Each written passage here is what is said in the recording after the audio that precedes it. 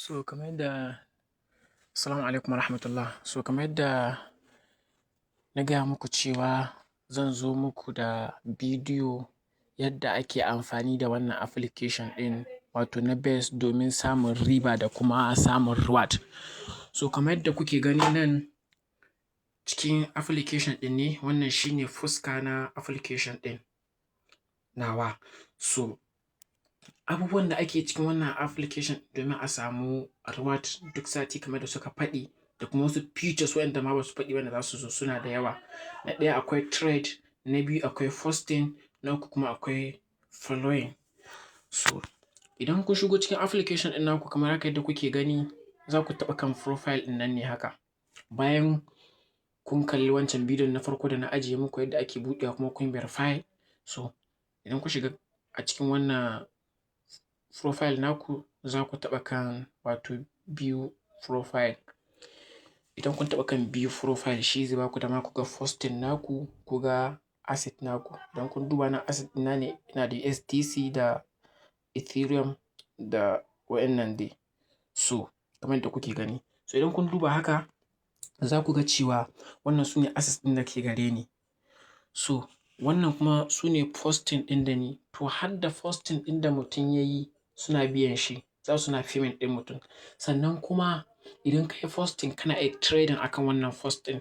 Kamar da kuke gani wannan posting ne ni na yi trading akan shi. Posting ɗina ne na yi trading akan shi kuma na sami $1. Gashi kuna gani na sami $1. Wannan shi ma posting ɗina ne wanda na yi trade akan shi. So yadda ake trading akan posting ɗin da ka yi, idan ka zo kamar haka ka taɓa kan post ɗin kamar wannan, za ka taɓa shi ne kawai. Idan ka taɓa shi kawai, za ka taɓa kan shi ne. Idan ka taɓa shi, za ka taɓa kan shi ne. Idan ka taɓa kan shi ne gashi kun ga ya ba su dama na cewa a yi trade. Wanda yake kun ga gashi an sa creator, wanda ni ne ni creator na wannan wato ainihin posting ɗin. Kuma yanzu ina so na yi trade akan shi. Sai mutum ya taɓa kan trade. Idan kuka taɓa kan trade, so wannan USDC dole ita ce za ta koma a sama. Wannan posting ɗin shi zai dawo a ƙasa. Sai mutum ya taɓa nan, so kun ga USDC ta koma a sama. So let's say a ce ina so in sa mai $3 ne misali, in na taɓa kan $3 ɗin kamar da kuke gani, gashi za ku ga yayi ga abin da zan yi receiving duk da ya kasance cewa ni creator na wannan wato posting ɗin kuma ina so in trade akan shi. Don haka wannan posting ɗin da ni ina so in trade akan shi. Don haka posting ne kuma ya koma coins wanda zai kasance kowa zai iya zuwa ya trading akan shi misali. So daga nan sai in swap. Idan na yi swap za ku ga abun zai riga ya shiga. So daga nan ne idan mutane suka zo wannan ya gani shi ma yana iya trade akan shi ya sa $2 wancan $3 daga nan abun zai dinga hawa zai dinga hawa.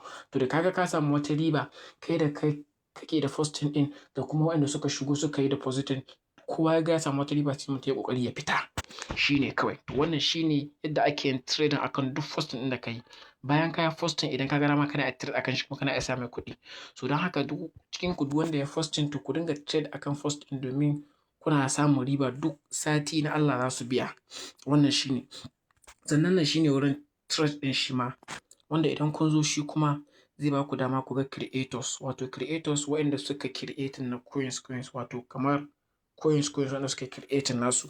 Kuma wanda suke da most popular haka. Za ku ga sunan. Wannan za ku ga 2.9 million aka samu wannan coins ɗin nashi. Ga sunan dai kuna gani. So duk wanda mutum ya ga ya kwanta mai zai taɓa akan shi ne. Musamman wannan kun ga yana 11.9% wanda yake hawa. Idan mutum ya taɓa akan shi, to sai mutum ya taɓa kan trade. Idan mutum ya taɓa kan trade, so daga nan sai mutum ya zaɓi ko dala nawa yake so ya sama wannan wato ainihin creators ɗin. In ka sa ko dala nawa kake so ka sa, za ka ga sun nuna ma amount ɗin coins ɗin da za ka yi receiving. Daga nan kawai sai mutum ya swap. In ka yi swapping shi kenan za ka ga ya shigo ya koma a cikin asset naka. Duk lokacin da kake buƙatar ka sayar da shi in ka ga ya tashi ya baka wata riba sai ka sayar. Wannan shi ne. So idan inda kuma ake yin posting shi ne idan mutum ya dawo home page nan, so mutum zai taɓa wannan plus icon ɗin. Idan mutum ya taɓa wannan plus icon ɗin, so zai baka dama ko in hoto za ka yi yanzu ka aza, in kuma za ka ɗauko daga cikin galerin ka ne sai ka taɓa a nan. In ka taɓa wannan shi ne hoton inda za ka yi hoto. Idan kuma za ka ɗauko daga cikin galerin ka ne, so za ka taɓa nan ne, in ka taɓa posting ɗin zai hau, daga nan sai ka rubuta duk abin da kake so sai ka yi posting. So da ka yi posting shikenan, nan idan kun duba duk posting ɗin mutane ne, hatta da posting ka yi ana zuwa biyan ka.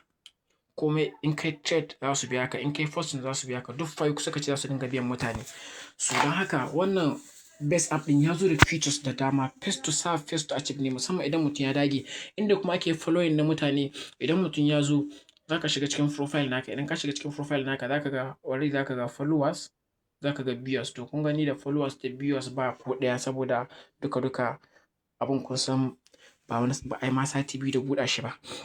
Sannan kuma nan kun ga an sa BUA ne, so nan za ka ga ribar da ka samu.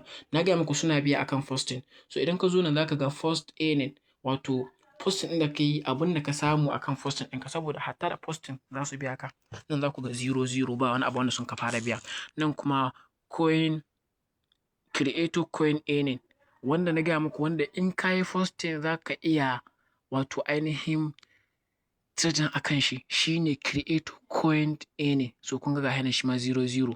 Sannan kuma creator rewards shi ma ga shi nan 0. So kun ga hatta da posting na gaya muku ana biya, da kuma trade akan shi ana biya, ga abin da suke biya a kai. So amma na kowa za ku ga 0 ba su fara payment ba.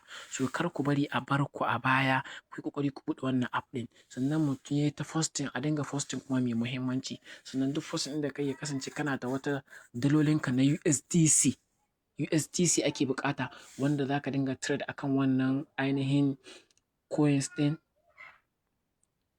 posting ɗin naka wanda ka yi. Sannan kuma kana biyar coins kana ainihin smart trading akan su. To wannan zai sa mutum ya samu riba. Duk sati za ka ganin kai account ɗinka yana ƙaruwa, duk sati za ka ga kai account ɗinka yana ƙaruwa. So wannan shine. Don haka ai ƙoƙari a buɗe wato ainihin wannan best app ɗin, kamar yadda na gaya muku. Na ajiye muku link na buɗe shi a cikin ainihin YouTube channel nawa, kuma zan ƙara ajiye muku link a cikin wannan bidiyon shi ma da ƙasan description, sai a buɗe. Duk wasu features wanda za su ƙara zuwa da su zan ƙara zo muku da su, kuma zan ƙara yi muku bayani insha Allah.